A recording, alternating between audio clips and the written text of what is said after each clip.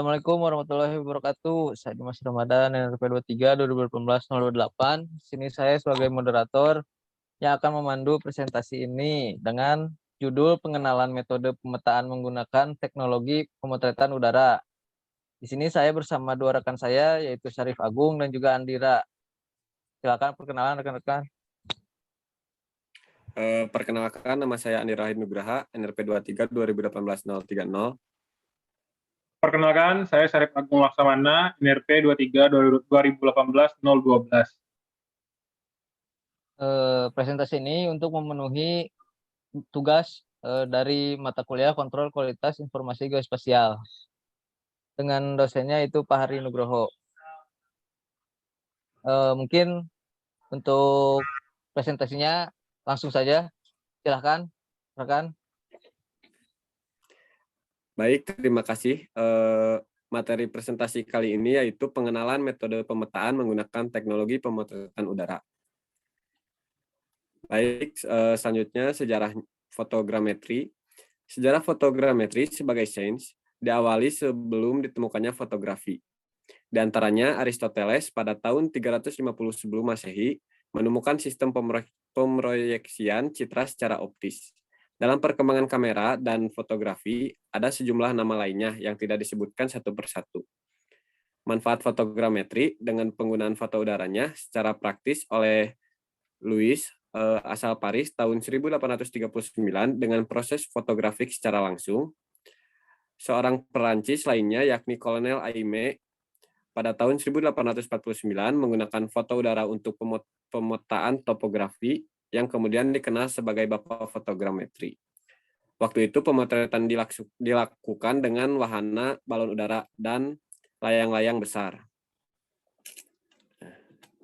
Selanjutnya masuk ke definisi fotogrametri.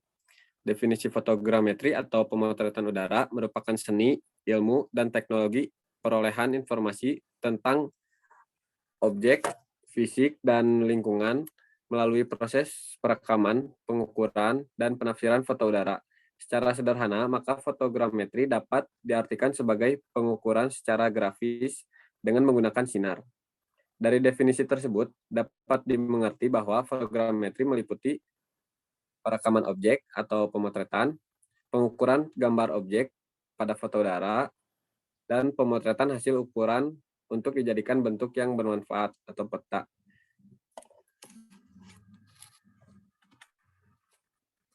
Pengadaan foto udara biasanya bertitik tolak dari tujuan peruntukannya. Ditinjau dari data yang dapat diperoleh dari foto udara, maka fotogrametri dapat dibagi menjadi dua, yaitu fotogrametri metrik.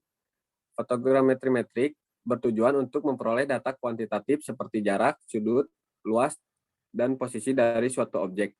Untuk memperoleh data tersebut diperlukan alat-alat khusus serta pengetahuan dan keterampilan tertentu. Hal ini bertujuan untuk mengetahui hubungan matematis antara sistem foto udara dengan sistem tanah, sehingga ukuran-ukuran di foto dapat dipindahkan ke sistem tanah atau sebaliknya. Yang kedua ada fotogrametri interpretatif.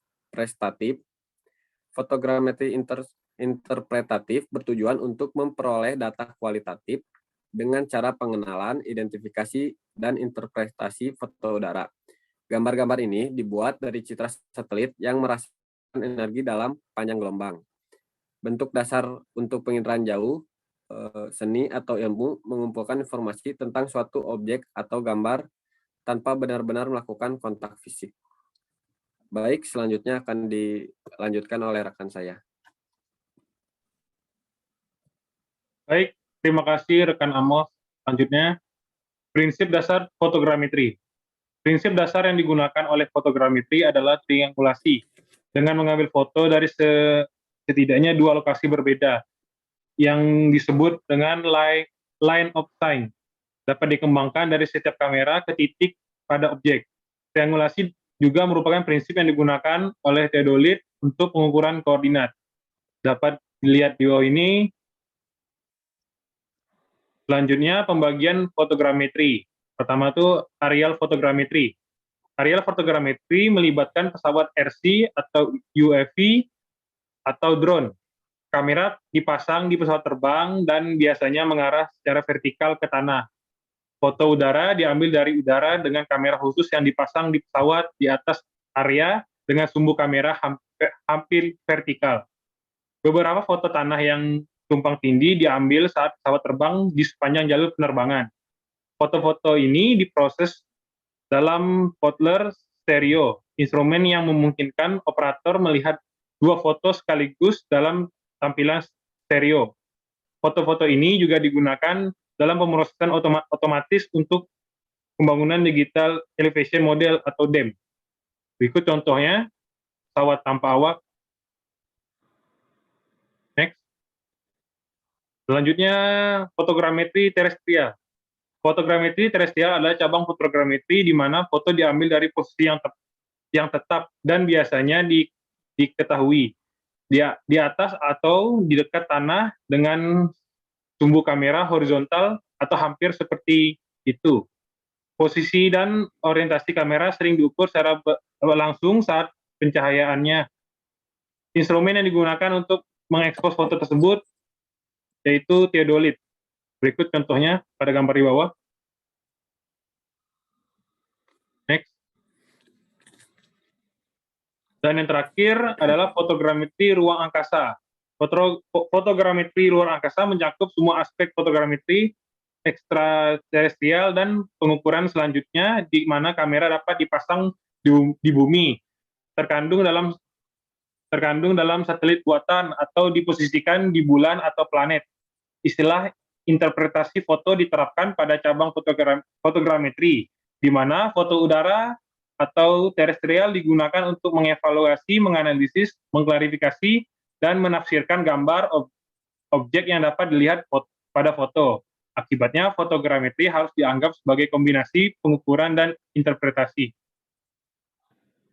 Contohnya itu seperti satelit, Google Map gitu.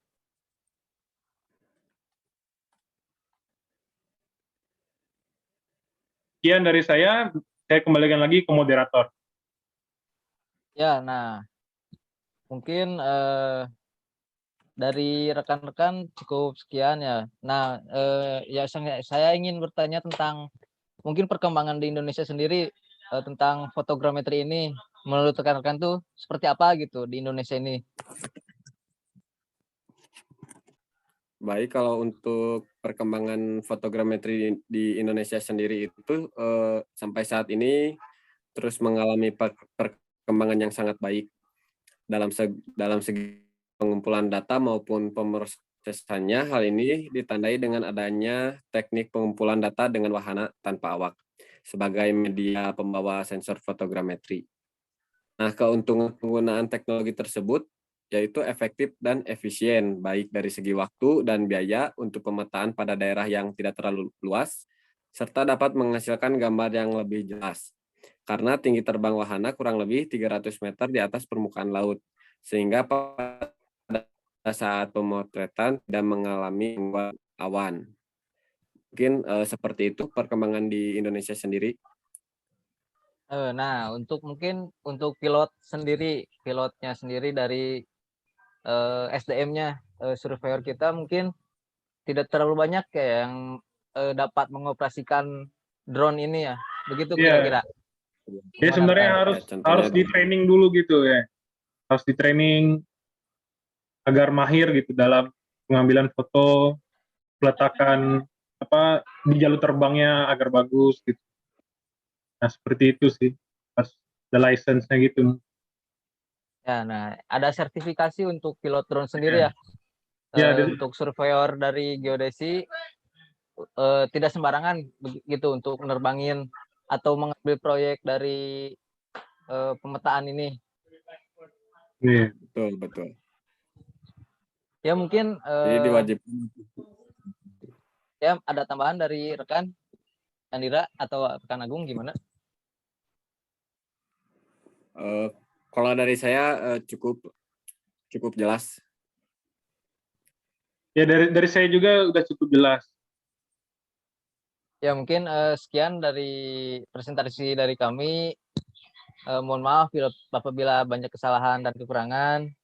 Semoga ilmu yang kami sampaikan dapat bermanfaat. Assalamualaikum warahmatullahi wabarakatuh.